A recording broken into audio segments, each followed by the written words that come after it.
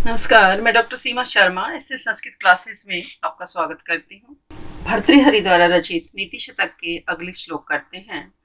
ब्रह्मा येन कुलालवत नियमितो ब्रह्मांड भांडोदरे विष्णुर येन दश अवतार गहने क्षिप्तो महासंकटे रुद्रो येन कपाल पानी पुटके भिक्षा आटनम सेवते सूर्यो भ्राम्यति नित्यमेव गगने तस्मै नमः कर्मणे।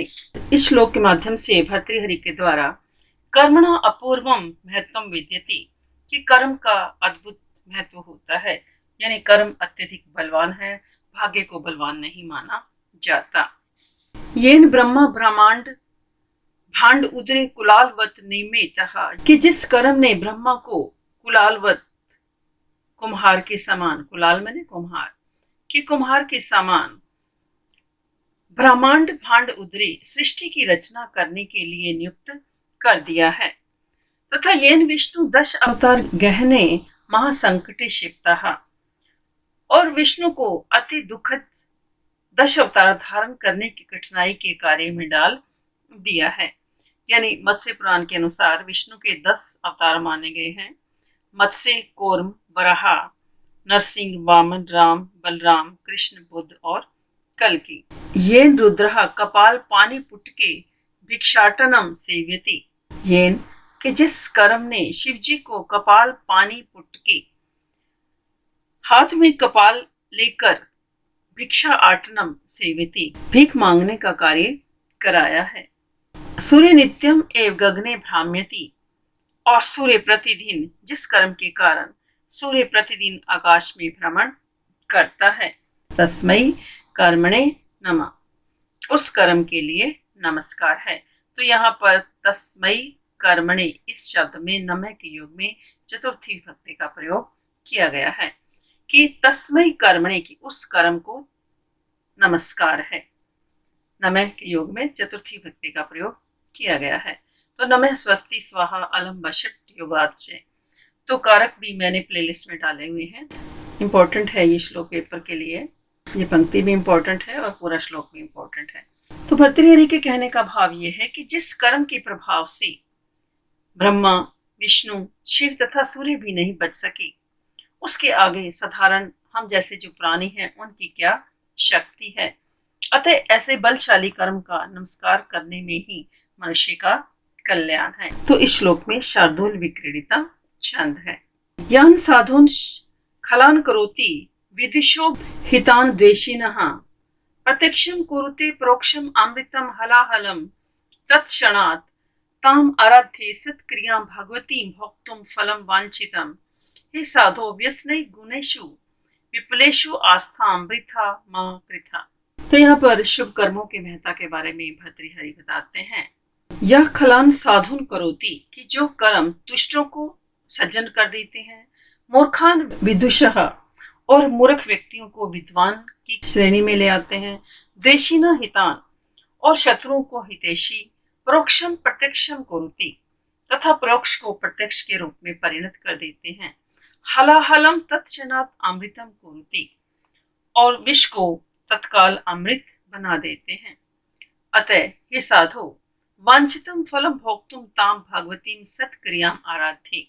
हे सज्जन पुरुष, यदि तुम इस प्रकार के वांछित फल को भोगना चाहते हो, तो यहाँ पर भुज धातु से तुमन प्रत्यय है, भोक्तुम भोगना के लिए चाहते हो। तो प्रत्यय भी मैंने प्लेलिस्ट में डाले हुए हैं, तो प्रत्यय भी आप प्लेलिस्ट में जाकर के देख सकते हैं। तो हे साधो वांछितम फलम भोक्तुम ताम भगवतीम सत्क्रियाम आराध्य। यह सज्जन पुरुष, यदि तुम इच्छित फल प्राप्त करना चाहते हो तो उस भगवतीम सत्क्रियाम आराध्य, तो उस यानी ऐश्वर्यशाली सत्कर्म का ही अनुसंधान करना चाहिए तुम्हें।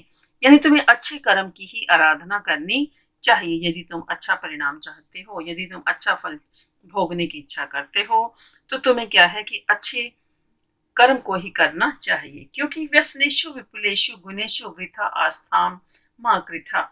अतः हर प्रकार की दुखों से व्याप्त अनेक गुणों के अर्जन में व्यर्थ प्रयास नहीं करना चाहिए। यानी भर्तृहरि का कहने का भाव यह है कि अभिलाषा फल भोगने के निमित्त मनुष्य को सर्वसमर्थ सुकृत पुण्य कार्य का ही आचरण करना चाहिए। तो ये श्लोक पेपर के लिए इम्पोर्टेंट है, अक्सर आ जाता है पेपर में। और अंतिम पंक्ति जो है व्याख्या के लिए, और ये तीसरी पंक्ति भी व्याख्या के लिए कई बार पूछी जा सकती है कि यदि तुम इच्छित फल को प्राप्त करना चाहते हो तो तुम्हें ऐश्वर्यशाली सत्कर्म की ही आराधना करनी चाहिए। शुभ्रम सद्म सबिभ्रा युवते श्वेतात पत्र उज्ज्वला लक्ष्मी इति अनुभूयते चिरम अनुस्युते शुभे कर्मणि विच्छिन्ने नित्राम अनंग कलह क्रीड़ा त्रुटत तंतुकम मुक्ता जालम ई पर्याति झटति भ्रश्यत दिशो दृश्यताम। तो यहाँ पर भर्तृहरि द्वारा शुभ कर्मों को करने की प्रेरणा दी गई है। तो भर्तृहरि क्या कहते हैं कि देखो कि शुभे कर्मणि चिरम अनुस्यूते शुभ्रम सद्म, कि यहाँ देखिए कि हे मनुष्य इस प्रकार दृश्यताम देखो कि शुभ कर्मों को चिरम अनुस्यूते, कि लंबे समय तक करते रहने पर, शुभ्रम सद्म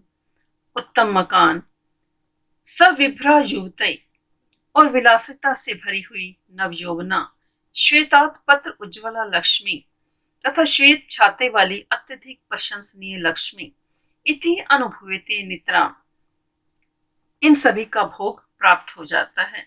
विच्छिन्ने झटती दिशा पर्याति, परंतु इन कर्मों के पूरी तरह समाप्त हो जाने पर जो साधन है उसी प्रकार विनाश को प्राप्त हो जाते हैं। जैसे अनंग कलह क्रीड़ा त्रुटत तंतुकम मुक्ता जालम भ्रश्यत, कि जिस प्रकार प्रेम क्रीड़ा के समय हार की डोरी टूट जाने पर उसके मोती इधर उधर बिखर जाते हैं। भर्तृहरि अच्छे या शुभ कर्मों को महत्व प्रदान करते हैं।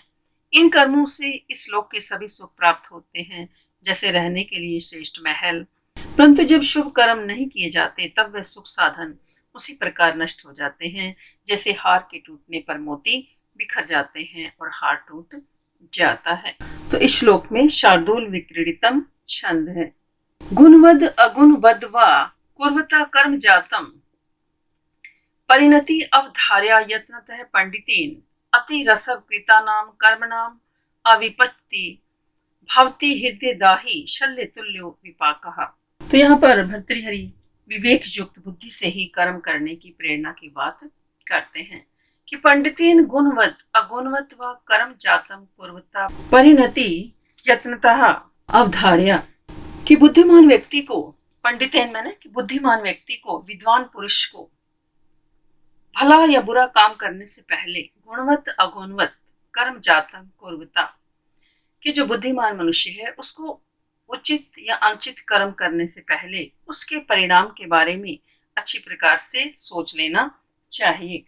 उसका परिणाम क्या होगा उसके बारे में अच्छी प्रकार से जान लेना चाहिए, क्योंकि अति रसव कृतानाम कर्मणाम विपाकः अविपत्ति शल्य तुल्य हृदय दाही भावती, क्योंकि शीघ्रता में किए गए कर्मों का परिणाम आजीवन कांटे के समान जलाने वाला होता है। अति रसव कृता नाम की अत्यधिक शीघ्रता से किए गए कर्मों का जो परिणाम होता है, जो फल होता है, अविपत्ति शल्य तुल्य हृदय दाही भवती, आजीवन कांटे के समान हृदय को जलाने वाला होता है। ये श्लोक इंपॉर्टेंट है पेपर के लिए।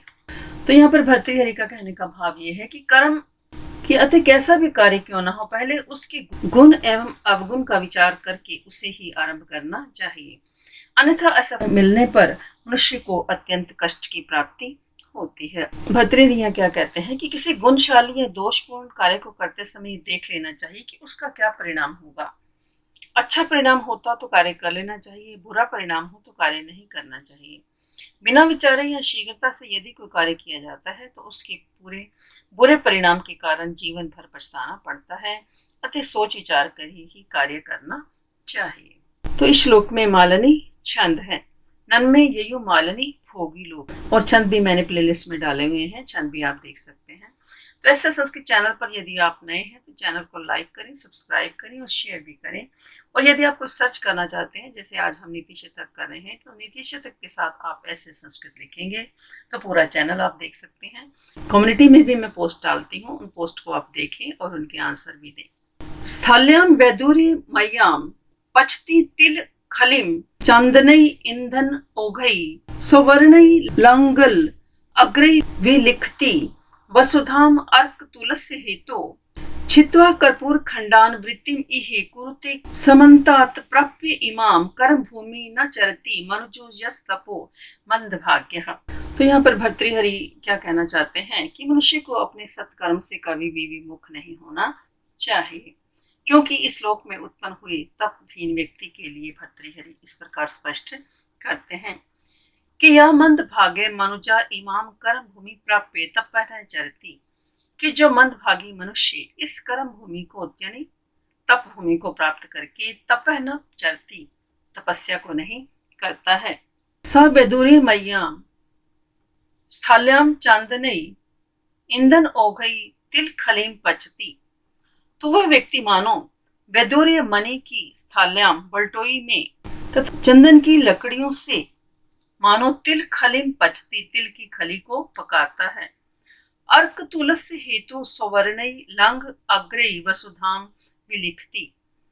तथा मानो आंख की रुई को अर्क तुलस्य आंख की रुई को प्राप्त करने के लिए सवर्णई लांगुल अग्रई सोने के हल के नोक से खेत को जोतता है। वसुधाम पृथ्वी को विलिखते माने खोदता है, जोतता है। मानो कपूर खंडान छित्त्वा समन्तात इहे वृत्तिम कुरुते। तथा कपूर के टुकड़ों को कपूर की जो टुकड़े हैं उनको काटकर कोदों के चारों ओर मानो बाड़ लगा देता है, तो जो क्या है व्यर्थ माना गया है। यानी भर्तृहरि का कहने का क्या अभिप्राय है, अर्थात उस व्यक्ति को मूर्ख समझना चाहिए जो इस दुर्लभ कर्म क्षेत्र मृत्यु लोक को प्राप्त करके भी उत्तम कर्म न करते हुए व्यर्थ के प्रयोजनों में हमेशा लगा रहता है। अतः सत्कर्म से विमुख होना मानव मनुष्य की मूर्खता का परिचायक है। तो यहाँ पर इस श्लोक में सद्धरा छंद है और उत्प्रेक्षा अलंकार है। तो अलंकार भी मैंने प्लेलिस्ट में डाले हुए हैं, अलंकार भी आप प्लेलिस्ट में जाकर के देख सकते हैं। तो अगला श्लोक करते हैं। न एव आकृति फलति न एव कुलम न शीलम विद्यापि न एव न च यत्न कृतापि सेवा भाग्यानि पूर्व तपसा खलु संचितानि काले फलंति पुरुषस्य यथे वृक्षा। ये इंपॉर्टेंट है पेपर के लिए श्लोक। तो यहाँ पर भर्तृहरि क्या कहते हैं कि मानव जीवन में अन्य गुणों की अपेक्षा भाग्य ही उत्तम माना जाता है। तो आकृति न एव फलति कि न तो मनुष्य की सुंदर आकृति अच्छा परिणाम देती है, कुलम न एव और न ही उच्च कुल में उत्पन्न होना अच्छा परिणाम देता है, शीलम न और न ही सदाचार तथा न ही विद्यापि न एव और न ही विद्या ही और यानी न तो सुंदर आकृति न ऊंचा कुल न सदाचार और न विद्या और न यत्न पूर्वक की गई जो सेवा है वो फलीभूत नहीं होती है, बल्कि पूर्व तपसा संचितानि पुरुषस्य भाग्यानि यथा वृक्षा काले फलंती। उसी पर पहले जन्म में तपस्या के द्वारा एकत्रित पुरुष के भाग्य ही उसी प्रकार शुभ फल प्रदान करते हैं जैसे वृक्ष समय आने पर फल को देते हैं। यानी भर्तृहरि का कहने का भाव ये है कि जिस प्रकार पूर्व जन्म के पुण्य द्वारा प्राप्त भाग्य नहीं है, तो सुंदर रूप, उच्च वंशशील या सदाचार, प्रयत्न पूर्वक की गई सेवा आदि से कुछ भी प्राप्त नहीं होता। यदि किसी का भाग्य है तो मानव को धन, संपत्ति, मान सम्मान आदि सभी उसी प्रकार प्राप्त होते हैं जैसे वृक्षों पर अपने ही समय पर फल की प्राप्ति हो जाती है, यानी वृक्ष समय आने पर फल को प्रदान करते हैं। तो भाग्यम फलती सर्वत्र। तो श्लोक में वसंत तिल का छंद है। उक्ता वसंत तिल का तबजा जगौगा, ये 14 वर्णों का समृत है और इसमें 8 और 6 के बाद यति होती है। मज्जतु अंबसी यातु मेरु शिखरम शत्रुन जयतु आहवे वाणिज्यम कृषि सेवने च सकला विद्या कला शिक्षिताम आकाशम विपुलम पर्यातु खगवत कृत्वा प्रयत्नं परम न अभाव्यम भवति इहे कर्म वशगो भाव्य से नाशः होता। तो ये श्लोक पेपर के लिए इंपॉर्टेंट है। तो यहाँ पर भर्तृहरि क्या कहते हैं कि अपने प्रारब्ध से ही मनुष्य को सब कुछ प्राप्त होता है। अपसी मज्जतु कि मनुष्य चाहे गहन जल में डुबकी लगाए, मेरु शिखरम यातु और या सुमेरु पर्वत का जो शिखर है उस पर चला जाए, आहवे शत्रुन जयतु और युद्ध में शत्रुओं को जीत ले, वाणिज्यम कृषि सेवने सकला विद्या कला च शिक्षिता, वाणिज्यम व्यापार करे, खेती करे, या सकला विद्या कला च शिक्षिता या सभी विद्याओं व कलाओं को प्राप्त कर ले। परम प्रयत्नम कृत्वा खगवत विपुलम आकाशम परयातु, अथवा बहुत प्रयत्न करके पक्षी के समान विशाल आकाश में चला जाए। कर्मवशते अभाव्यम इह न भावती, भाव्यस्य कुतः नाशः, परंतु कर्मों के अनुसार जो नहीं होने वाला इह न भवती, वो कभी नहीं हो सकता।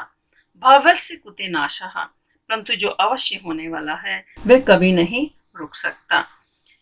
तो कर्मवशतः, ये लास्ट पंक्ति इंपॉर्टेंट है, व्याख्या के लिए पेपर में पूछी जा सकती है। तो यहाँ पर भर्तृहरि का कहने का भाव ये है कि मनुष्य चाहे जल में गोता लगाए, सुमेरु पर्वत की चोटी पर चढ़ जाए, युद्ध में शत्रुओं को जीत ले, व्यापार, खेती, संपूर्ण विद्याओं तथा सारी कलाओं को सीख ले, अत्यंत प्रयत्न करके पक्षियों की तरह विस्तृत आकाश में उड़कर चला जाए, फिर भी इस संसार में जो बात नहीं होने वाली है वह नहीं हो सकती, और जो कर्मवश होने वाली है उसका नाश कैसे हो सकता है।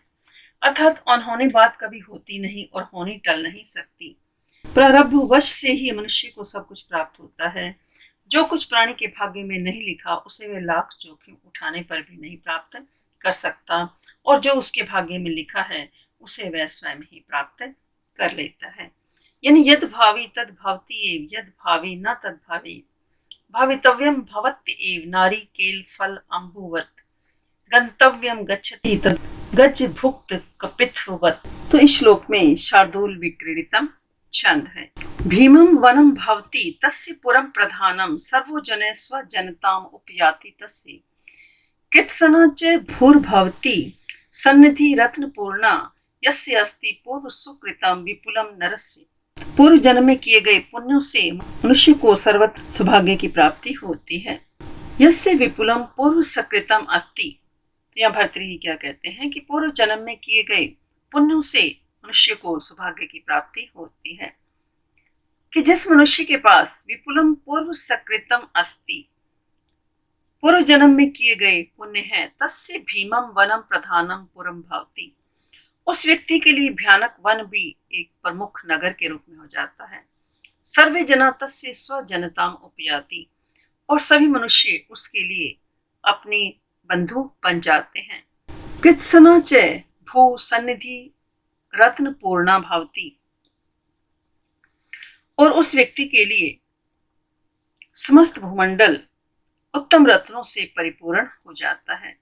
तो ये श्लोक इम्पोर्टेंट है, मोस्ट इम्पोर्टेंट है ये पेपर के लिए। अंतिम श्लोक है हमारा ये नीति शतक का। कुछ कुछ विद्वानों ने अलग अलग श्लोक भी दिए हैं, वो भी हम बाद में करेंगे। तो यहाँ पर भर्तृहरि का कहने का भाव ये है कि क्या है, तो यहाँ पर भर्तृहरि का कहने का भाव ये है कि जिस पुरुष का पूर्व जन्मकृत प्रबल है उसके लिए भयंकर वन भी प्रधान नगर हो जाता है। सब लोग उसके सगे संबंधी हो जाते हैं और सारी पृथ्वी उत्तम निधियों एवं रत्नों से परिपूर्ण हो जाती है। अर्थात जिस भाग्यवान पुरुष के प्राचीन संस्कार उत्पन्न होते हैं उसके लिए सर्वत्र अनुकूलता होती है।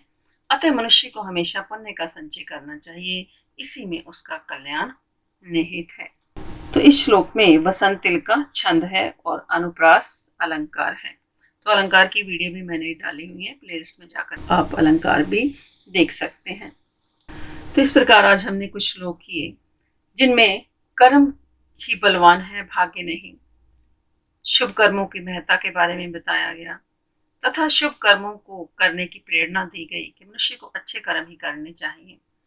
विवेक युक्त बुद्धि से कर्म को करने की प्रेरणा, यानी कोई भी कर्म करने से पहले हमें उस काम के बारे में अच्छी प्रकार से उसके परिणाम के बारे में सोच लेना चाहिए। यदि परिणाम अच्छा नहीं है तो उसे नहीं करना चाहिए। सत्कर्म से विमुख होना मनुष्य की मूर्खता का परिचायक है। यानी यदि मनुष्य अपने कर्म से, अच्छे कर्म से विचलित हो जाता है, विमुख हो जाता है, तो वो उसकी सबसे बड़ी मूर्खता मानी जाती है। मनुष्य जीवन में अन्य गुणों की अपेक्षा भाग्य को महत्व तथा पूर्व जन्मों में किए गए कर्मों का फल ही भाग्य है।